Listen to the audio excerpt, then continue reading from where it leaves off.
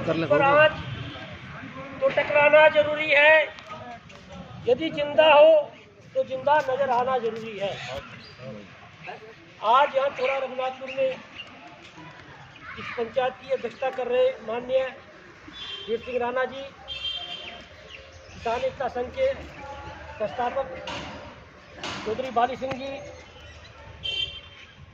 भाई समाजवादी पार्टी के नेता हैं और भारतीय सोशलिस्ट मंच के उत्तर प्रदेश के प्रभारी हैं देवेंद्र रवाना जी, समाजवादी पार्टी के नेता हैं और भारतीय सोशलिस्ट मंच के जिलाध्यक्ष हैं आपके गौतम बुद्ध नगर के भाई देवेंद्र गुज्जर जी, भाई ओमपाल राणा जी, मेरे पुराने साथी समाजवादी पार्टी में।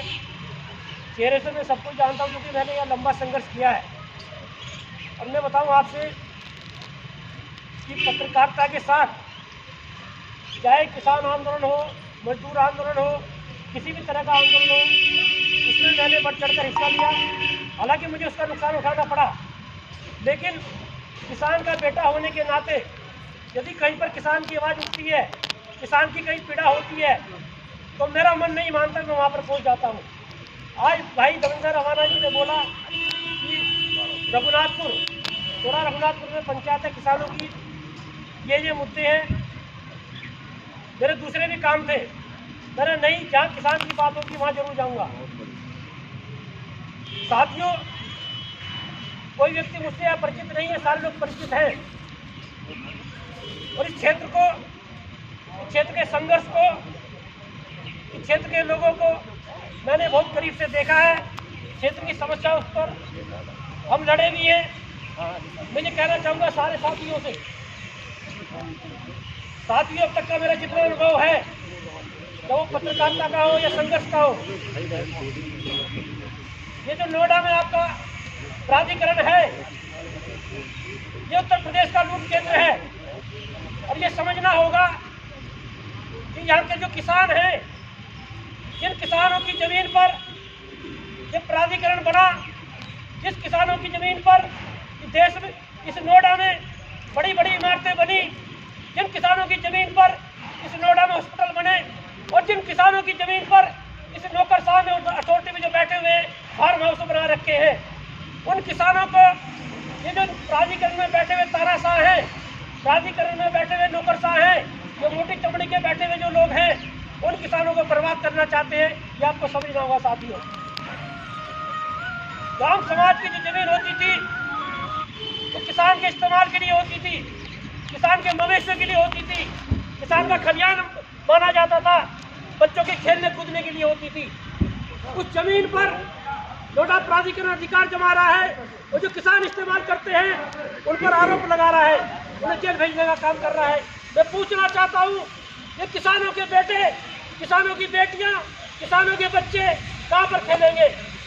और यदि उन जमीन का इस्तेमाल अस्पताल के लिए होता, स्कूल के लिए होता, तब मानते कि समाज सेवा के लिए हो रहा है। उस जमीन पर मॉल बनाए जा रहे हैं, प्रॉपर्टी जो इस देश के जो पूंजीपति हैं उस पर अपने कारोबार खोल रहे हैं।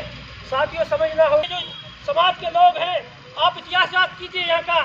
आप लोगों ने अंग्रेजों से कोलू पिलवा दिए हैं। इस देश का, आपके क्षेत्र का इतिहास रहा है। मानना पड़ेगा, मेरी बात का बुरा मत मानना, कि कहीं ना कहीं संघर्ष कमजोर हुआ है, कहीं ना कहीं आंदोलन कमजोर हुआ है, तो इस तरह की पीड़ा देखने को मिल रही है।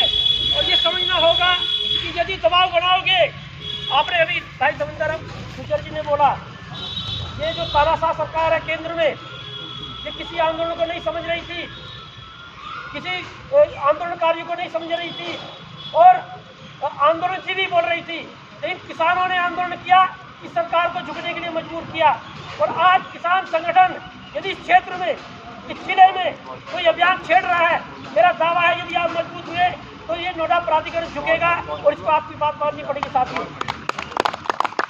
जहाँ हम लोगों की सहयोग की बात है, भाई ओमपाल रवाना है, देवेंद्र गुज्जर है, देवेंद्र रवाना है, मैं लगातार देखता हूँ संघर्ष में सारे साथी साथ रहते हैं।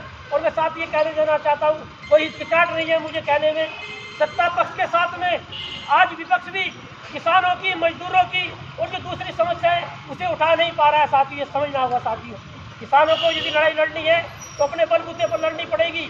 और आज मैं कहना चाहता हूँ, यदि विपक्ष के लोग, यदि विपक्ष के से जुटना होना पड़ता साथियों, ये समझना होगा। ये लड़ाई हमें खुद लड़नी पड़ेगी। और ये भी कहना चाहता हूँ, जितने भी हमारे साथी बैठे हैं, कुछ युवा साथी बैठे हैं, आज किसान की पीड़ा यदि हल नहीं हो रही है, किसान की समस्या यदि हल नहीं हो रही है, उसका बड़ा कारण ये है जो किसान के बेटे बेटियां हैं जो उच्च पदों पर बैठ चुके हैं, वो अपने बाप दादों का संघर्ष भूल चुके हैं। ये हमें समझना होगा साथियों।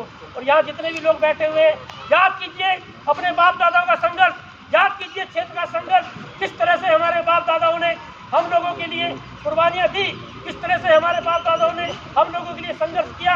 और ये जो भी आज अब जब कोई भी किसी स्तर का व्यक्ति हो जो आज संपदा क्षेत्र में आई है, ये समझ लीजिए कहीं ना कहीं हमारे पूर्वजों का, कहीं ना कहीं हमारे बाप दादाओं का संघर्ष रहा होगा। और मैं कहना चाहता हूँ ये लड़ाई लड़ रही है और लड़ेंगे। और मैं फिर दावे के साथ कह देना चाहता हूँ कि यदि ये लड़ाई लड़ ली गई, और जितने भी संगठन है, एक दिक्कत और आती है जो मैंने भी महसूस की है, यदि आज किसान एकता संघ का आंदोलन हो रहा है, जो दूसरे किसान संगठन है उससे दूरियां बनाते हैं।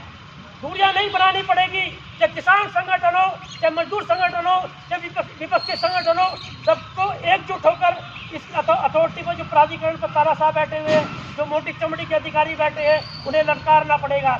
और यदि ढंग से ललकार लिया तो मैं नहीं कह सकता हूँ, इनकी औकात नहीं है अधिकारियों की जो आपकी बात न माने। और मैं ये भी कह देना चाहूँ साथियों,